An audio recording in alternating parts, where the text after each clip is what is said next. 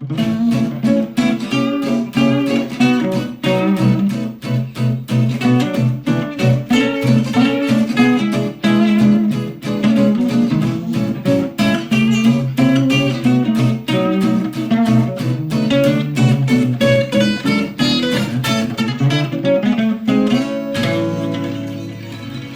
today I'm talking to Adrian Reynolds. Hi.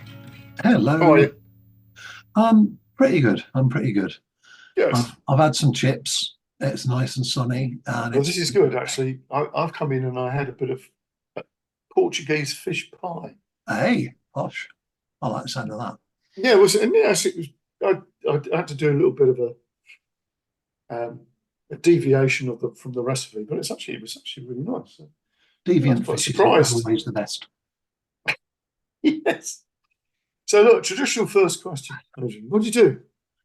I was thinking about this because having knowing having heard 2 or 3 interviews that this is a Yeah. first question, and it's a really nicely timed one for me, because what I realise I've started to do, and it's kind of really recently, is shift some of the things about what I do and who I am, and I realise a good metaphor for that is also, coincidentally or not, there in some of the things I've been doing lately, which is takes the form of it seems I'm now a collector of boxes, Oh, and okay. That's boxes lovely. come in all sorts of shapes and forms Yes. and can contain other boxes. Right. and and so I think it starts there, because boxes don't have to be physical, although No. they can be. And um, how could you not, got to be That's wonderful. 12 quid, mate, 12 quid. Really? Yeah, yeah. It looks like a sort of well, it looks like some sort of theatre entrance. Well, yeah, absolutely. I don't know what will happen with it, but it just had to be bought. Yes, Um, absolutely. but then I thought, because the other boxes are the ones that they don't need to be visible or tangible, Mm.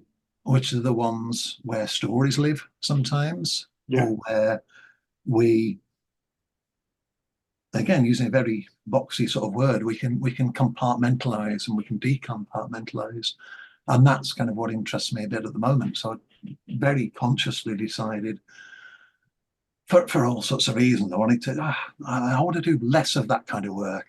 I've had enough of those kind of clients, and I want to do more of these kind of things. Mm. Mm. So that was partly while I was over down in, I'm in Nottingham, but I've just come back from Bournemouth. Came back on Monday because my mother's down there, and she's in her 80s at this point, and her health is not good. And it was good to see her, really good to see her.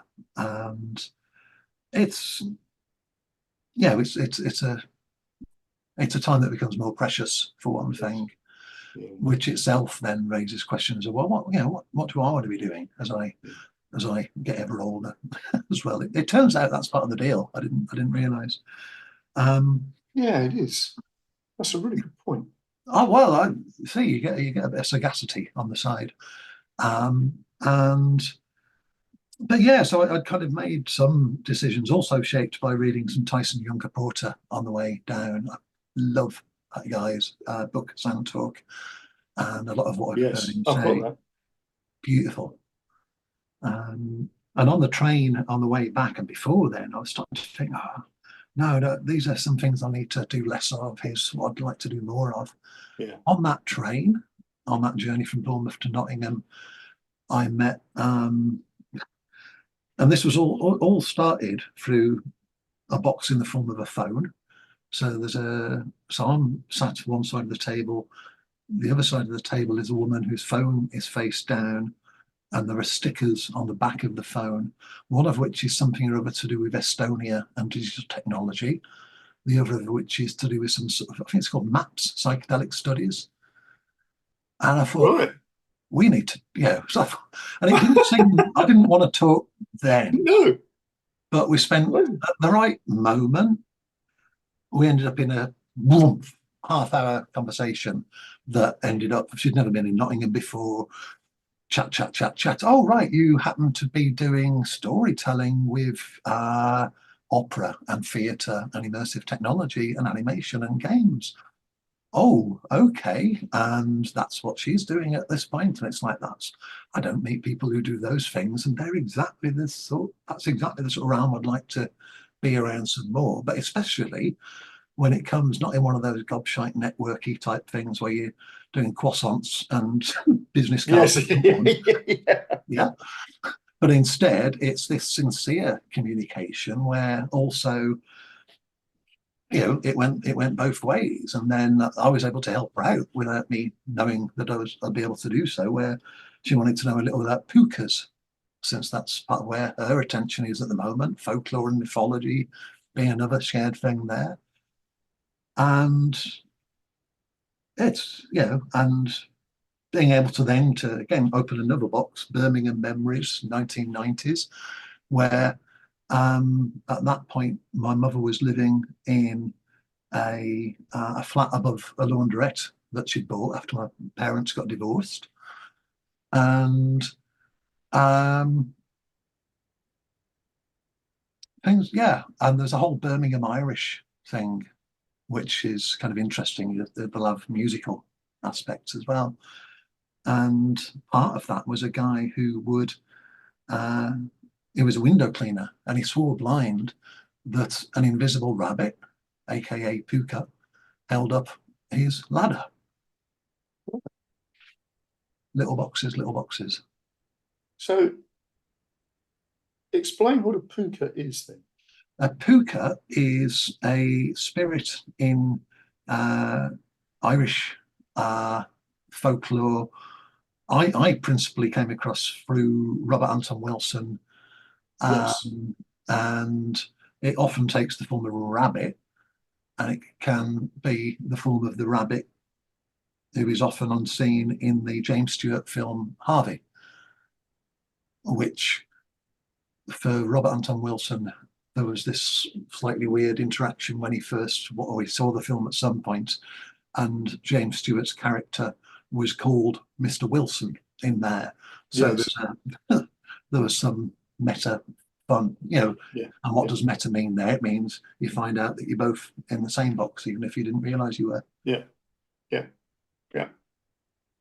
It's funny you should talk about boxes in this way, because I use them musically like this. And I teach people to do the same thing. Brilliant. So what I do is I have musical ideas that are, I think of them as pigeonholes, box. Right? And the pigeonhole will be Jimi Hendrix. Another pigeonhole will be Jeff Beck. Right? So I'm not regurgitating a whole solo. It's just, 4 or 5 phrases by these people that trigger other things. Yes. And I literally will open a box. Yeah. I will trigger that idea off. So when you're playing, you can literally think BB King or whatever. Yeah. And then you naturally play like BB King. You're not having to think about what the phrases are or anything. It's just and I sort of, because obviously we both done NLP, and I looked at that as that sort of thing that had that. It was obviously a way that you can understand how memories are stored somewhere. Yes. But there was a sort of a physical way of being able to see it as a thing that you could operate and have some sort of relationship to the boxes. So and that's, and of course it doesn't stop there, because you could do the boxes for styles of playing, and stuff like this. Absolutely. So like a rhythm guitar style, or how does Led Zeppelin write a song, so that was it. And also it means that you know where the stuff is. Yes, exactly. Yeah. And you can put it to one side, you can bring it back, and it's like, Yeah. oh, let's do a bit of Dixieland today. Yeah, exactly. Absolutely right. Absolutely right. So interesting you should say that, because I've not spoken on the, as far as I know, I've not spoken on the podcast about that. Obviously, I speak to people that I teach about, because I'm teaching them to do the same thing. It's something I do with writing sometimes. It's like, well, I'm fucked if I know I can do, how to do this, but it's like if I can pretend to be Grant Morrison for 20 Yes, minutes, exactly. write That's a few exactly right. paragraphs, it's like, oh, right, that's Yeah. thank you, Grant, you know. Yeah, so that's sort of modelling, isn't it? So Yeah. in a way. Yeah, it's yeah, and if you know enough of that person's work, you'll Yes. have a sense of what what questions they might ask. Yeah. That kind of thing. Really, really useful. Okay. So we've already sort of bounced across NLP. So when did you get involved in doing that? Very early doors, really, through a friend whose father did a training in um, possibly even as early as the late 1980s, Yeah. but certainly, yeah, I think that would have been. Oh, yeah, not long after, because so that's it. I can time it a bit more, because it was through him that I got Frogs into Princes, Yeah. which is still probably the best NLP book ever written, as far as I can see. A lot of things have been put into neater boxes, but never a more assortment box. And that I found utterly fascinating. And also, I had a kind of, I kind of accidentally became a copywriter. It's something not many people do with intent. And I had did a politics degree, and when I came back from that, it's like, better get a job, I guess. And some months later, stretched out as long as I could to ensure that I could see a Frank Zappa concert before I got shipped And to. rightly so. And so you Exactly, should have done. exactly. The last time as well, that would have been the '88 tour. Oh, right. Um, Blimey. yeah, yeah. So did you have Steve Vai with him? No, that would have been Warren Cucurullo. No, not Warren Cucurullo. Hang on, who's the guy? Oh, other one. Anyway, the Scott Fumes band. Anyway, all that era. Sorry for anyone who's not into these things. This is terribly dull, but No, don't worry. different That's all box. good. It can be edited out, I hear. And um, yeah, so I went to Hartford to join the advertising circus, and I did it as a result of a wisdom tooth extraction. So I was in a lot of pain. I was self-medicating, and wrote a job application in the style of Raymond Chandler, like you do. And it Well, the turned big out, sleep. yeah, well, exactly, yeah, which was preparation for what came. Yes. So I then ended up in Hartford at this kind of little ad agency there. Well, actually not entirely little, and was then headhunted from there to another agency in London. So that would have been like 1990/91, I think. Well, yeah, actually would have been.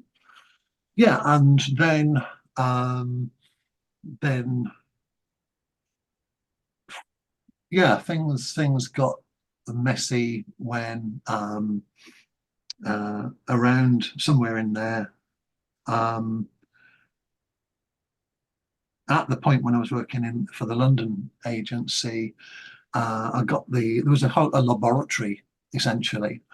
Um, so you'd get the chance to kind of play with language in interesting ways. So a consultancy came in one day, and the consultancy they were called Metapraxis, which I thought was a wonderfully up its arse name, and they behaved like that. And the guy who founded the agency said, "Oh, Adrian will write you some 2 or 3 samples of copy for what you might, and one needs to be pretty much like, again, what we were talking about. One needs to be like The Economist, one needs to be like The Times, and one needs to be, So I did that, but I also made sure that they were essentially pieces of pornography, but without the nouns of pornography, but all the verbs.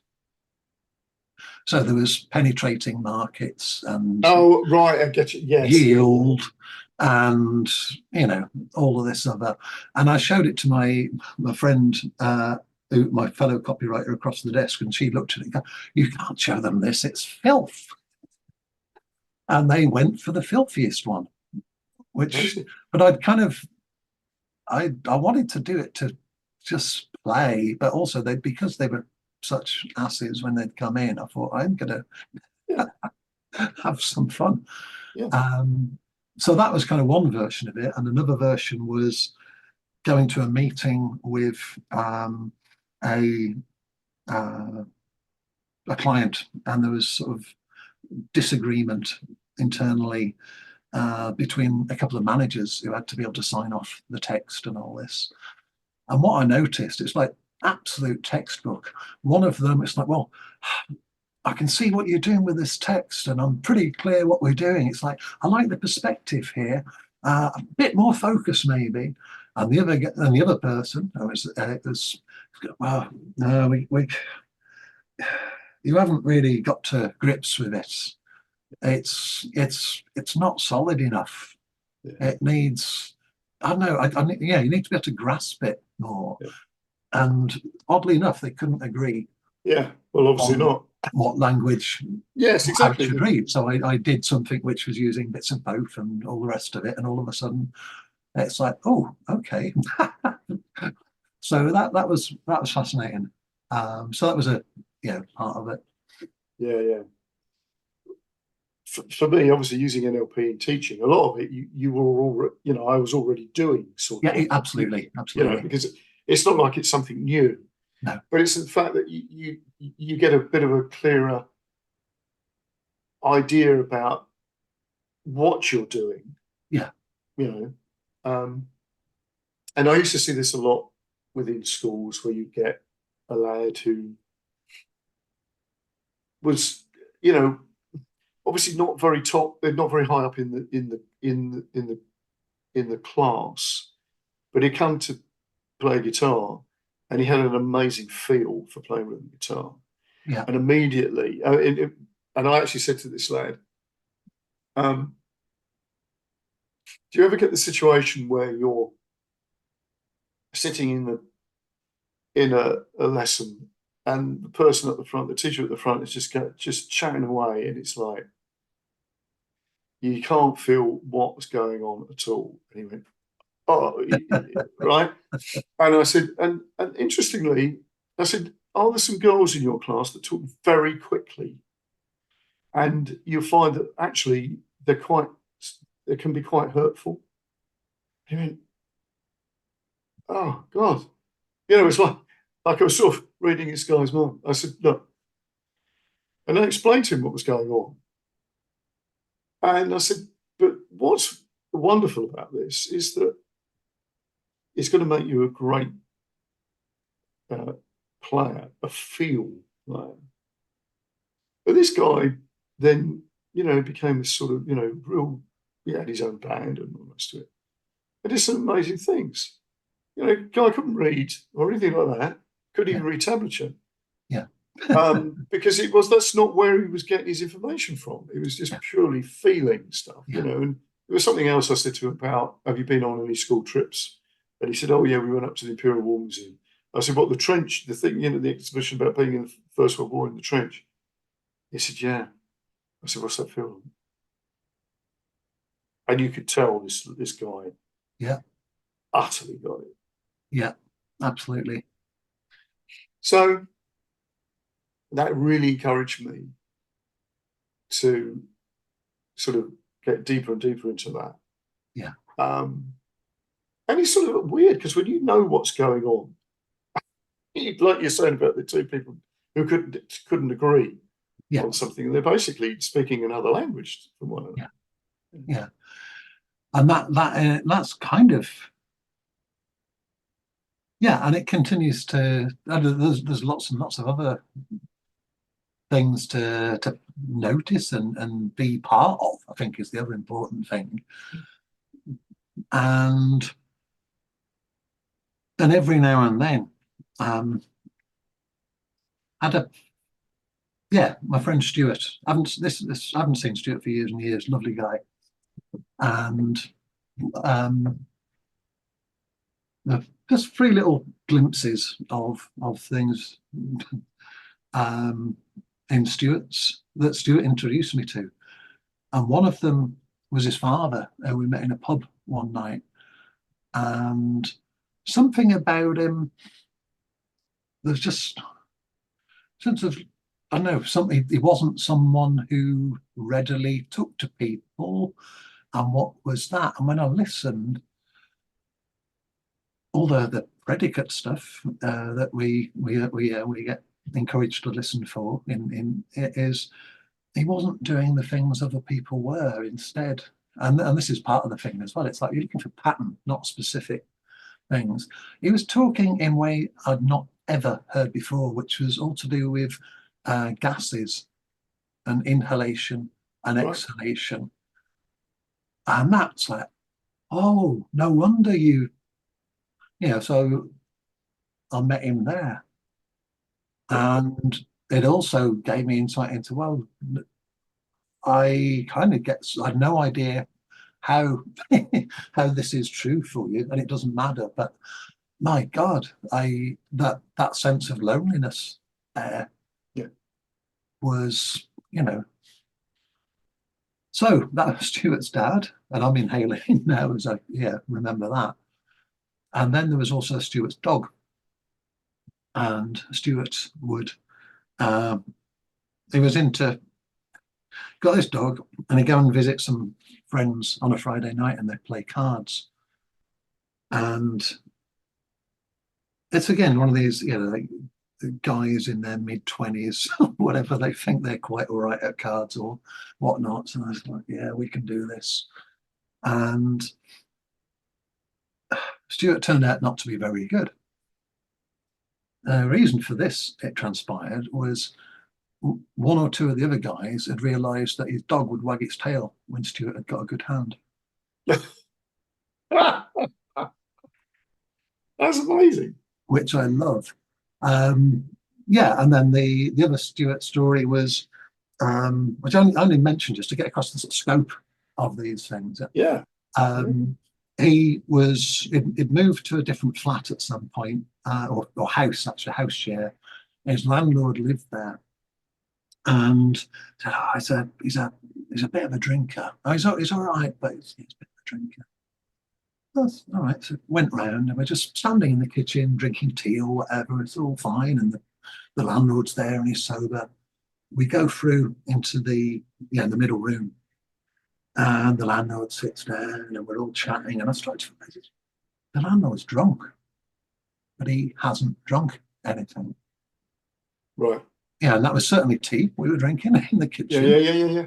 And then I had a think, and then when the moment was right, that's landlord, I don't know, answers the phone or whatever. It's like, is that the chair he sits in when he drinks? Yes, it was. So the way he puts in, the way we put ourselves in boxes. Yeah. Yeah. Well, the thing I always like is when people they say, "Oh, I've got a terrible memory," or whatever, And I said, well, it's not so much that, is it? I said, because even with kids, they forget things.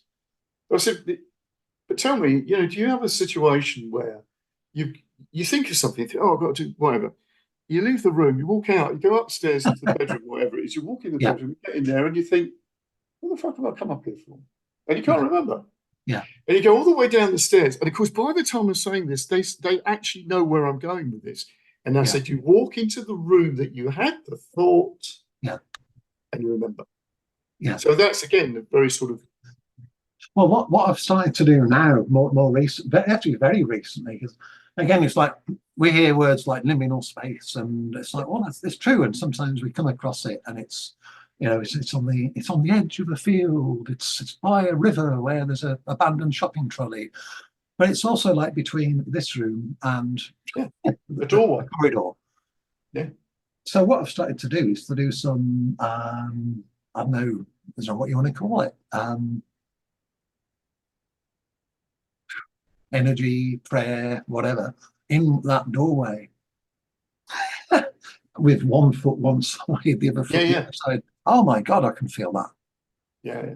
That is, yeah, and Okay. sometimes So it's here's a dark good outside thing. and I light don't know what you inside. could. I'm not sure what you could get out of this, but it might be interesting. When I teach people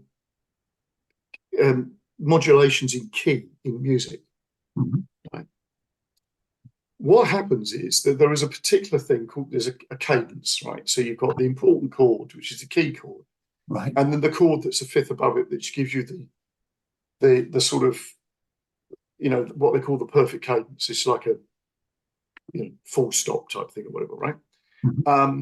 And it's the two important chords that are used in classical music to confirm the key you're in. And of course, to modulate, you go to a chord that's in both keys, the old one and the new one. Yeah. So let's say you're in the key of C and you want to go to the key of G. You would play a chord that's in the doorway, that's in both keys. Right. Okay. So you play, you know, an A minor chord, which takes you to, well, let's say you were going from, let's say you're going from to the key of G. So you would want an A minor, then go to a D7 that gives you the cadence to the G, and then you're now in the other room. Yeah. You've walked through the doorway and you're in the other room. Yeah. And then, of course, I do that by walking from, you know, the room I'm in into the corridor and then into the room next door, explaining that. But of course, in jazz, they don't quite do that. But what they do in jazz is they use a 2-5-1, but it takes you anywhere. Right. So they, instead of it being a related key, they'll just randomly take a 2-5-1 that will take you to another key. So that I've worked out, and when I explain it, is like teleporting to another room in the house that's not next door to the room you're in. And John Coltrane is there. Yes, he's absolutely right. Exactly. So, but it's a fascinating idea that you're changing. It's almost like you've arrived in the room and forgotten how you got there. Yeah. Which obviously happens in parties, right? Yeah. You forgot, you know, that you went through the kitchen and had a couple of Stellas or something like that, and then suddenly you're in the garden. You can't remember actually doing that. Yeah. But again, it's that sort of thing of traveling. Yeah. In space,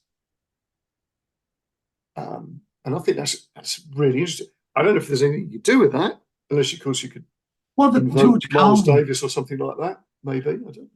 Yeah, George Carlin tells a thing about how when you go on holiday, so you're living in a big box already, and you take some things from there, put them into like maybe a suitcase and an overnight bag and another bag within the suitcase, and you take all those and you get on the plane and you go from there. You get off at the other side and you pick them up from the container, from the carousel, and then you go to the place that you're going to be staying, and you keep all of those things there for 3 nights, let's say, and then you realize you're going to go and see your friend who's on an island that's not far away. So then you take the smaller bag and pack some.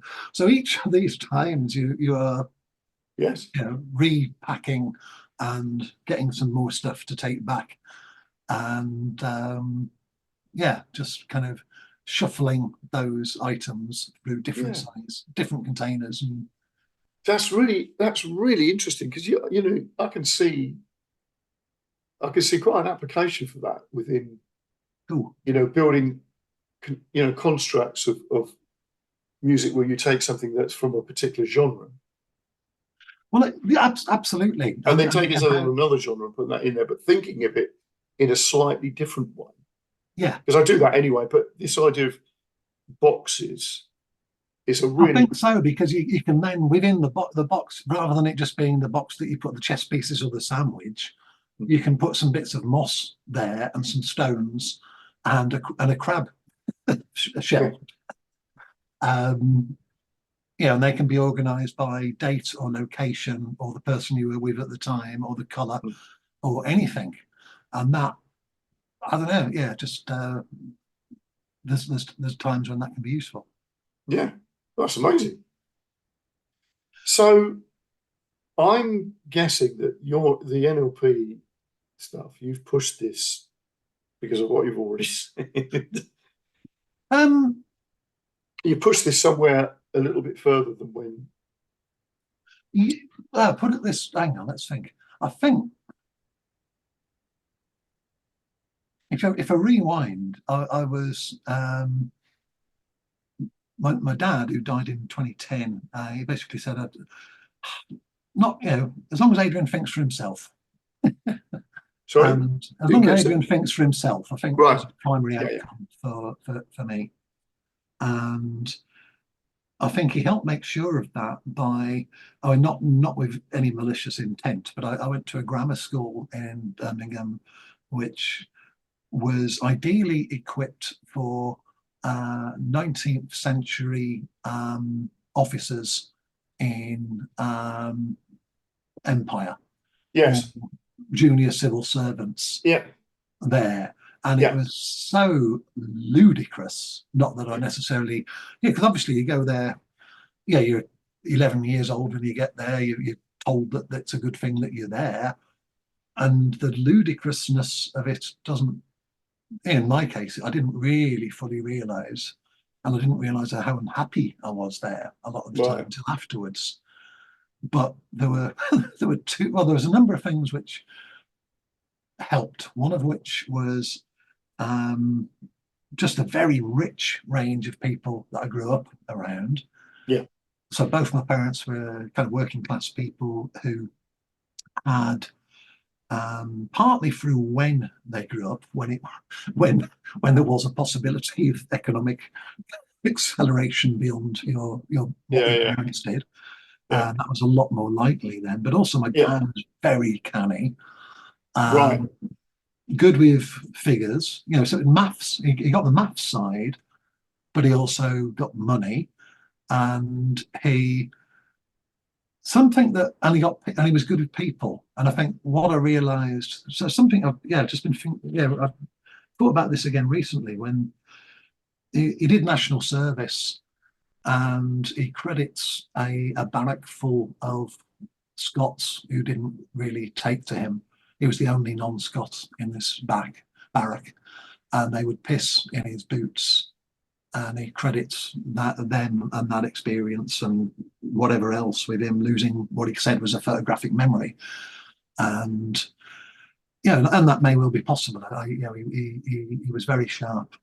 But what he did while he was there, which he was in charge of the rail warrants, which took a certain amount. It took a number of things, but it helped explain my and his love of Bilko. The Phil Silvers character. So Yes. there's a bit of so there's a bit of Bilko there, because you've got to be very well organised to make sure that the thing is, it's a thankless task unless you're bright. Yeah. Because so and so, well, look, their baby's going to be born in 2 weeks, so you've got to get them to Manchester or whatever. They definitely need a rail warrant, and they're going to want to be away for at least a week at that point. And then the boss, I don't know, whatever the boss of a national service base is called, but it is going to go and want to see his mistress. All of this stuff. So to be able to field all that, well, one thing it meant was Dad never had to do guard duty. Right. So but that ability to kind of manage something, to understand the system socially and get the logistics and realize that he was valued by people who probably resented what he was. Yeah, exactly. And of course, that's the thing. If they wanted a bit of, they wanted to go on leave and stuff, they needed him, didn't they? Yeah. So there's that side of my dad, and then he was also someone who was a very good chess player. Oh, right. And he was a very, very broad in his taste. I'd be fascinated to have met him in the early 60s, because at that point he was he was into jazz, Kurosawa films and chess. Oh, right. Oh, blimey. He was Right. like, Yeah. So, you yeah. know, he was a hipster. Yeah. And but through the chess, so the chess club, you then have a guy called Bill, whose son was brilliant at chess. And I think it was probably later when Bill's son was kind of doing competitive chess, and they would go in the van. You know, Bill was doing building repairs, so they'd go up to Blackpool for the weekend, and that's how they would do that. There was Gus, and there was an Estonian guy who had been told as a child when Stalin had been, misbehaving with Estonia. Second time it's come up. That's amazing, isn't it? That your Catholics, say the Soviet soldiers, pray to your Jesus for food, and well, okay, so and no food appears. Well, now ask Comrade Stalin for food, and food dutifully appears with soldiers bearing, a hamper or whatever. And Gus, again, look how these things shape people. He worked at the Rover plant in Birmingham, where many people did at that point. Married a woman who worked in the canteen, and yeah. So seeing just a wide range of people. So so Dad then worked as a kind of doing the books for a property company who he realized were pretty sketchy, and that he would not be he would be the one who ended up in jail should the degree of sketchiness be apparent. So he bailed out of that and did an accountancy degree, at which point my mother, who was at that point, she was from Devon, had been an evacuee. They met in Birmingham. She was working as a kind of nanny for a Jewish family in one of the posher parts of Birmingham. Met my dad in a greengrocer's where he was then skinning rabbits, I believe, which is obviously the way to a girl's heart. Absolutely. Well, would be in rationing. Well, yeah. And then by the time he was doing the degree, myself and my brother Nigel were kicking about as little ones. Dad was working at a bookies part-time, and then when he finished the degree, was offered a job as a lecturer. So one consequence of that was my childhood, a lot of it was around students from Malaysia, Singapore, Hong Kong, Nigeria, Ghana, Uganda, and out of that, then it became less and less convincing. Again, not necessarily all at once, less and less convincing that this school I was going to, where I was going to be an officer in the 19th century, was kind of quite as the destiny that I was set out for, and yeah, so there was that, and the other set of influences was somewhere between Dungeons and Dragons and Marvel comics. Right. So I'd kind of go to school on a bus that took me past Sarehole Mill, which inspired Tolkien to create the Shire, and then bonk off school to go and score Marvel comics. And then the thing that really captured a lot of stuff, and this would have been a second-hand comic at this point, was Howard the Duck. And the strapline for Howard the Duck was always "trapped in a world he never made." That, once I came across that, or not initially maybe, but Steve Gerber, who I went on to interview, was the creator of Howard the Duck. And that was a smart comic. It was like 70s American underground and indie cinema in the form of a Marvel comic, which it was smart, it was satirical, it was all that kind of stuff. So you said that you interviewed him. Yeah, that was probably when, it went about the point he was living in Las Vegas in the last few years of his life. So how did you get to interviewing him? What did you do? I was doing, there was an online thing called Pop Image, which, as comics sites go, was a good one. and I got to do interviews with a few people. Steve Gerber. It's just dream come true for me. Yeah. And Carla Speed McNeil, who not many people have heard of. She's astonishing. Love the way she thinks, and she credited me with she loved the interview, but also I've done a back page blurb for one of her books as well, which she was really happy with. That's interesting, because actually copywriting again, it's amazing. Well, it was the copywriting skills that taking them to a better place, and that's part of it. It's a damn useful set of skills. Yeah, it's like where you use them. Yeah, that's amazing. So, okay, so where'd you go from there? Because I'm not sure where the NLP stuff sort of pitches up, but you're obviously aware of that type of thing. Yeah, so that started, where it really came into its own, and before I had any training, my brother was killed, which was, dismal. Yes. It was very, very difficult in all sorts of ways. Yes. And one effect, which no one tells you these things, but my mom had been unable to go to the toilet for a few days afterwards. And apparently this happens.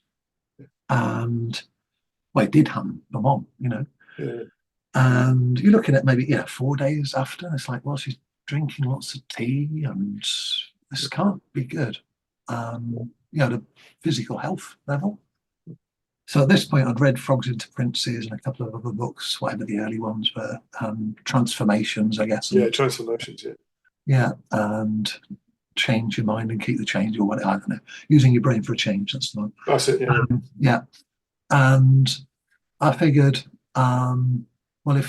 if what I'm reading in these books is right, I should be able to do something here that love alone and wanting her to go to the toilet alone is not doing. And within 15 minutes she was in the toilet, and it was invisible. Anchoring stuff essentially, but there was something where I realized, as I say, love alone was not enough, but love plus, in this instance, some degree of structure or technique. Or was it that I needed the structure or technique to allow the love to work? I don't, it's one of these, looking back, you can look at it in different boxes. Yeah, of course you can, yeah, absolutely. But whatever it was, she ended up doing that. And then after that, I trained initially in Nottingham. Very glad I did so. And then that's when the Richard Best show came to town with the band, the McKenna Green stuff. Yeah. Because it's actually similar to what I was doing. I was talking about this because it was the same. Yeah. I ended up doing quite a bit there, and at some point, I kind of messed it up for a technical failure, but I was invited to contribute to some of their marketing. But that came through, and again, this speaks highly of Michael Bree. I know someone we both rate.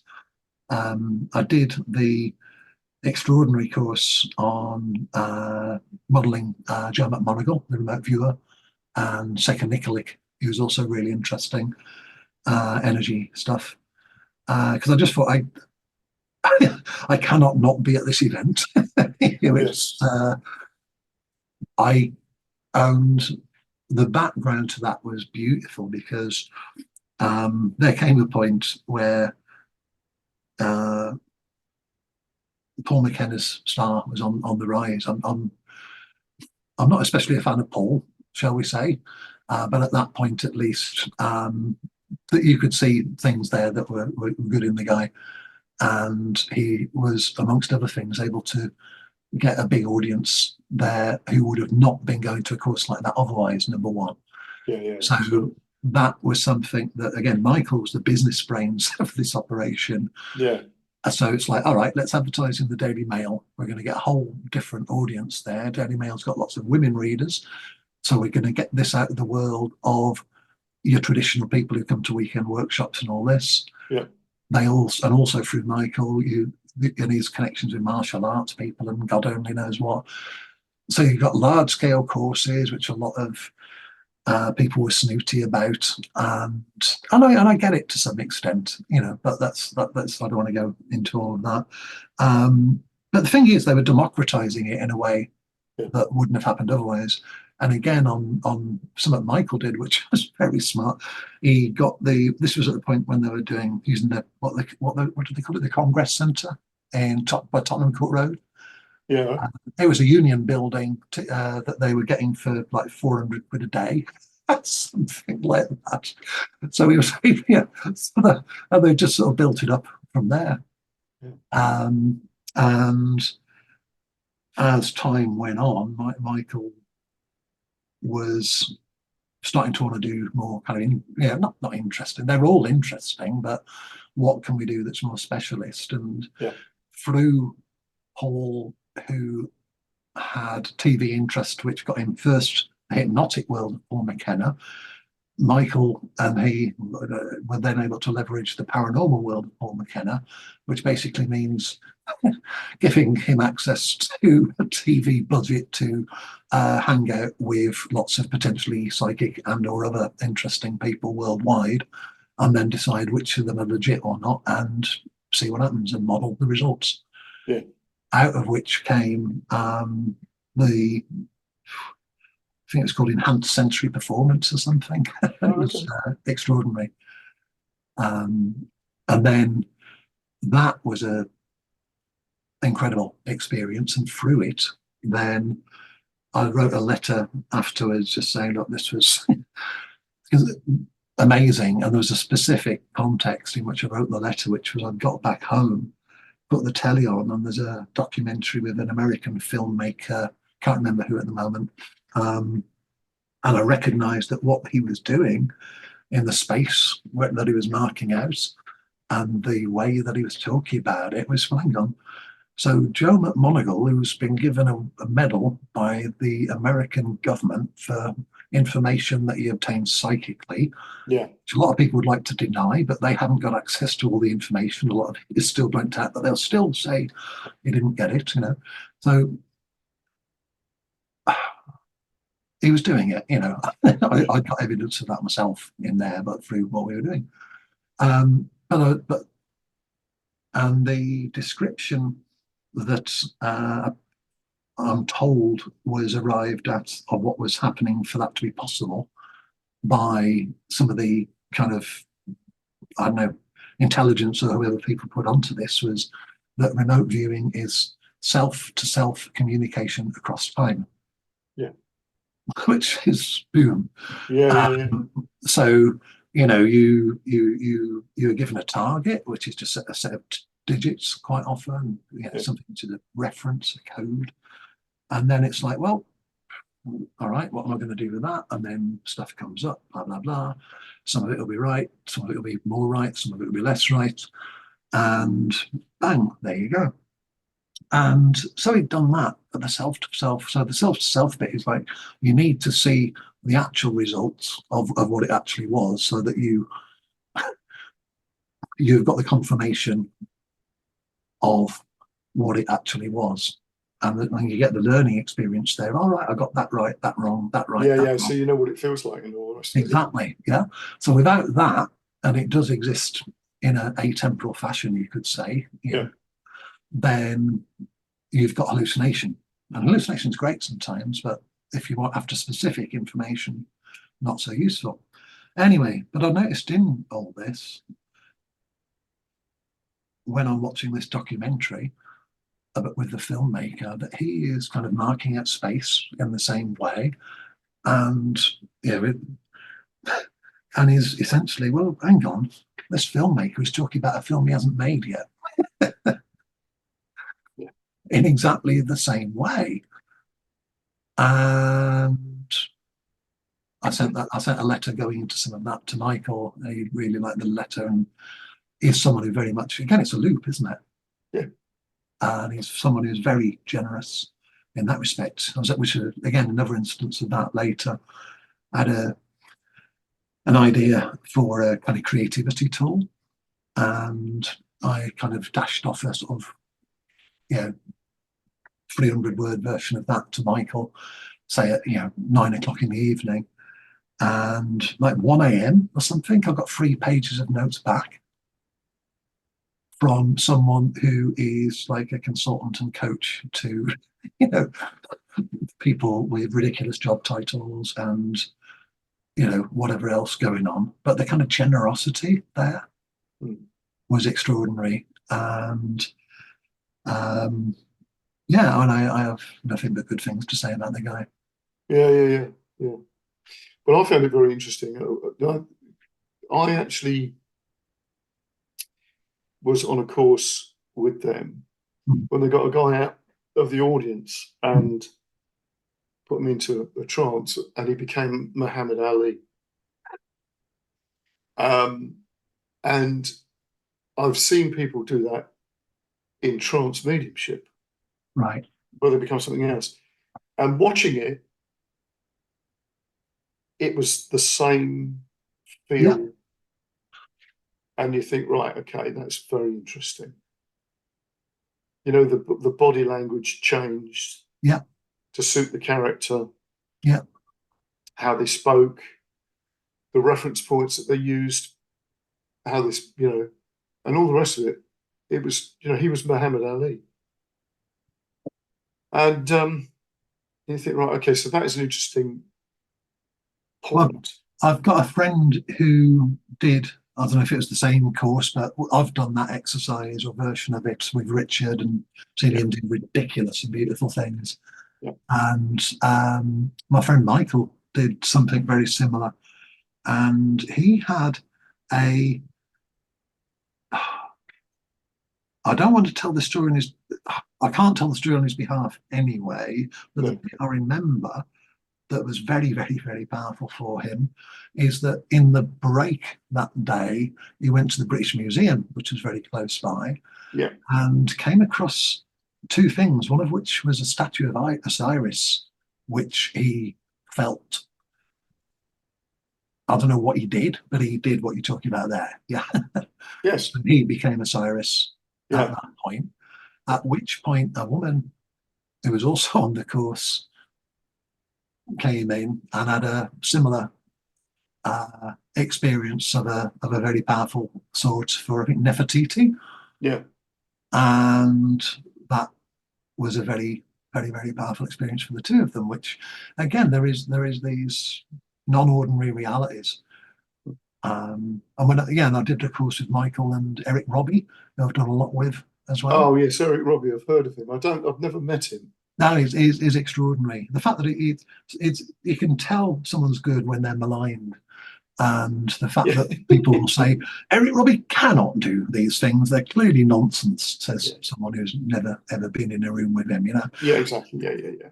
And I was part of a kind of invite-only group that was meeting once a month in London to do stuff with Eric. And again, there's something beautiful with Eric. Is he he was someone who was already doing extraordinary things before NLP, as was Michael, and in his own way was Paul. So and with Eric and Michael, they were doing something. I can't remember what the course was called, but it was to do with creativity and such. Creativity and innovation, because obviously you need another word for creativity that sounds more commercially focused.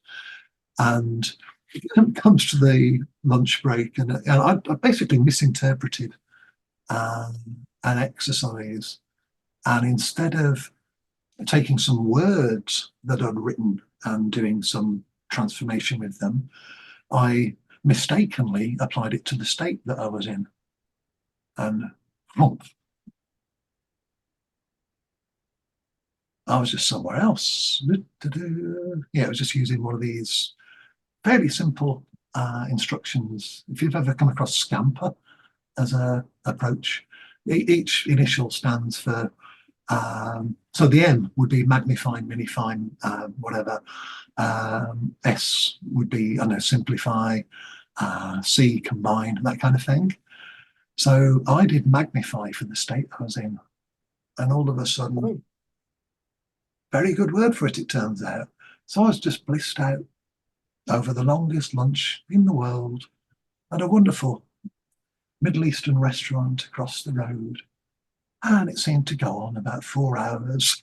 and I So came that's interesting. Yeah, time distortion. time distortion. Also experienced with Richard in Edinburgh on a more sort of shamanic courses he was doing. Yeah. With a couple of friends, and the three of us went for lunch. I had had a really pretty bad toothache when that day started. Within 20 minutes of Richard being on stage, I toothache? Nonsense, you're lying. All of that had gone. And we had, again, a 4-hour lunch break in the space of, an hour and a quarter. Yeah. Just the most relaxed. Yeah, it's very interesting because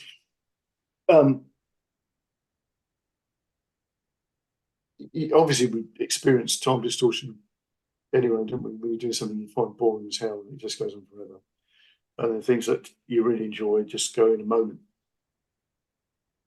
But I was saying to people about you could use things like that to do with things like practice. Yes. Because, and I've sort of written about this and said this to people, that you could play something and in your head you multiply it. So you do the thing and it just, you just double the amount of time you've done it and then double it again, type of thing. Which is amazing because, and just don't worry about it. Just let it go. Because what that does, it sort of embeds it, doesn't it? Because, I mean, where are those memories anyway? They're not related to anything, are they? They're just, No. It's not like it's physically actually happened in your head as a sort of frame of time. And it can only be there at that speed. Exactly, yeah. So you can double it up. Yeah.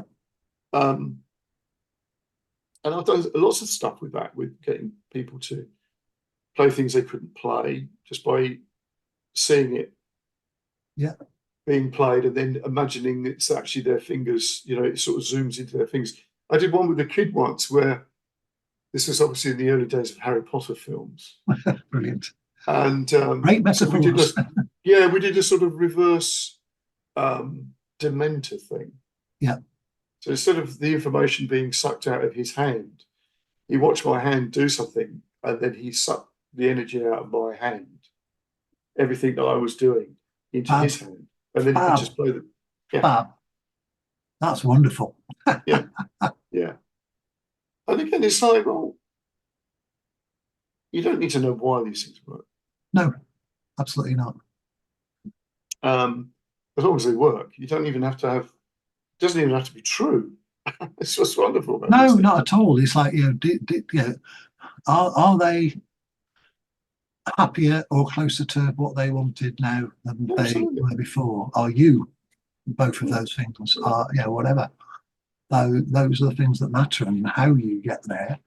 You can, more than happy to add other ingredients into the mix as well, wherever they're from. But no, well, that's actually part of the beauty, because I could make no sense of a great deal of what I read about that said it was magical for the most part, until if you've got a sort of framework like NLP to realise, I see what they're doing there. Yes, exactly. And again, it's like you're aware of what the boxes are, so it ceases to be nonsense. It's like, you might not get it. It's like, okay, so the scent, and it's a particular scent, and then then we do something with sound, and then we close our eyes.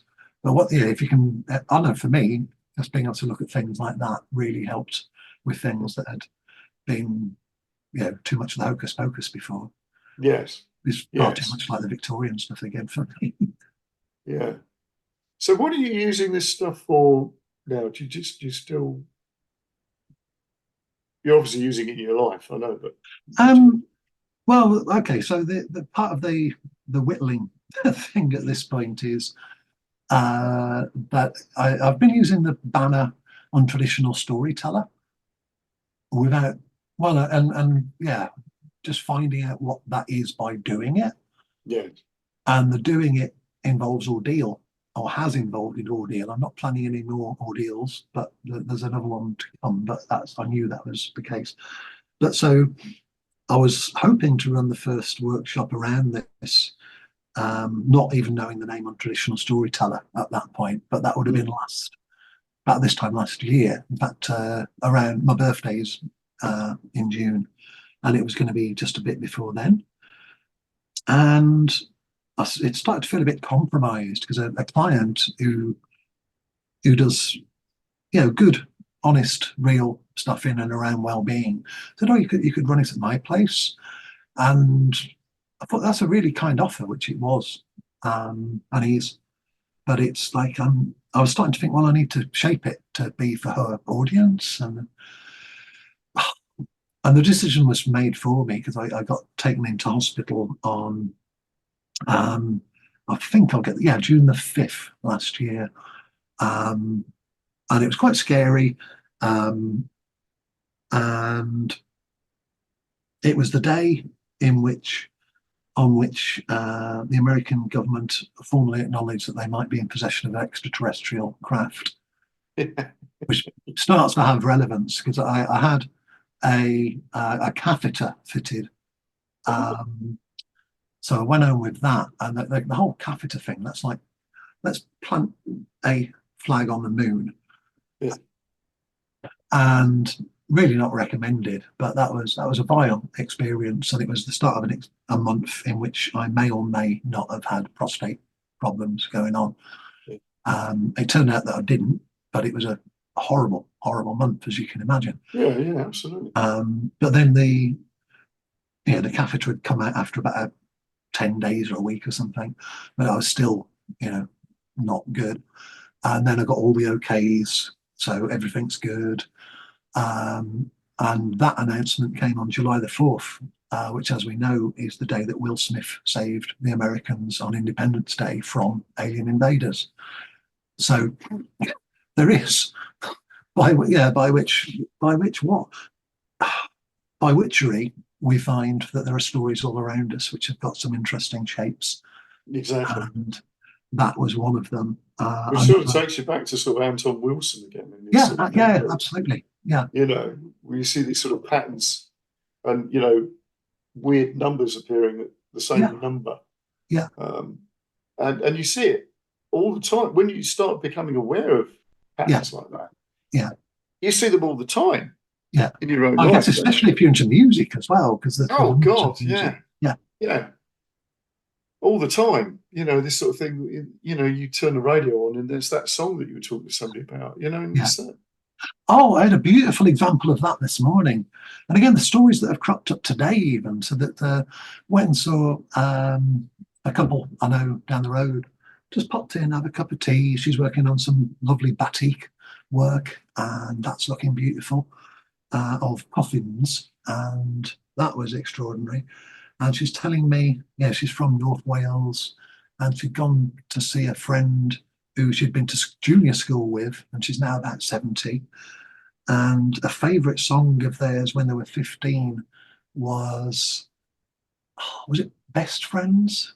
Simon and Garfunkel, or Good Friends? And so they were listening to that at the age of 15, and at that. And so that was a special thing for them then.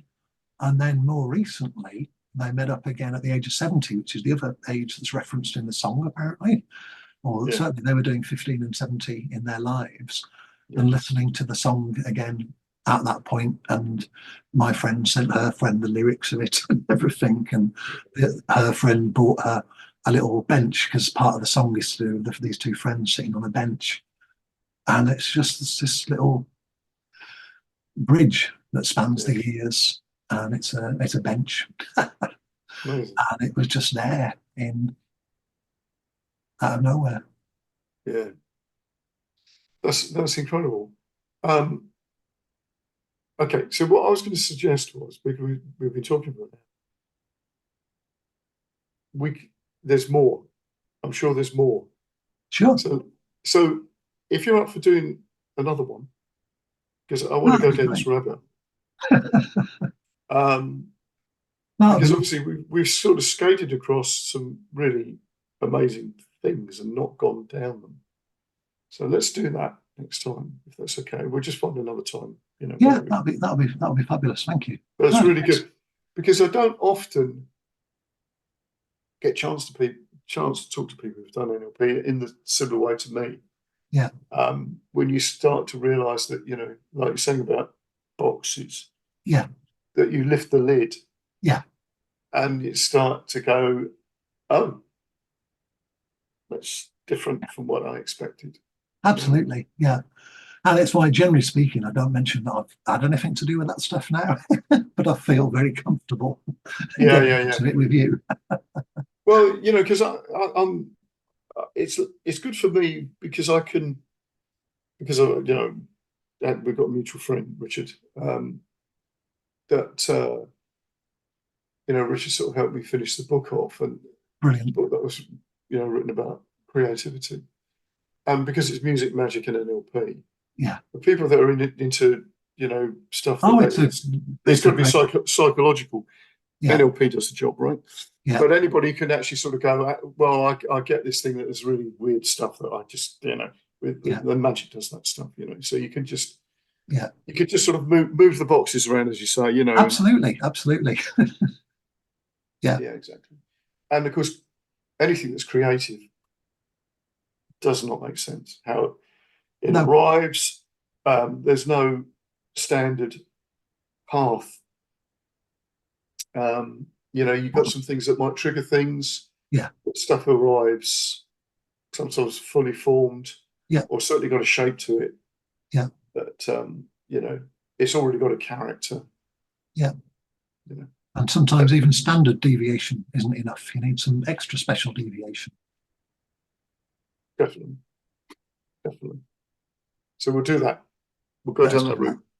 That's brilliant. All right, Adrian, that's fabulous. Now, don't disappear. I'll just say goodbye now, but I'll just turn the recording off. But thanks for that. It's brilliant, mate. Thank you very, very much, Vic. That was great.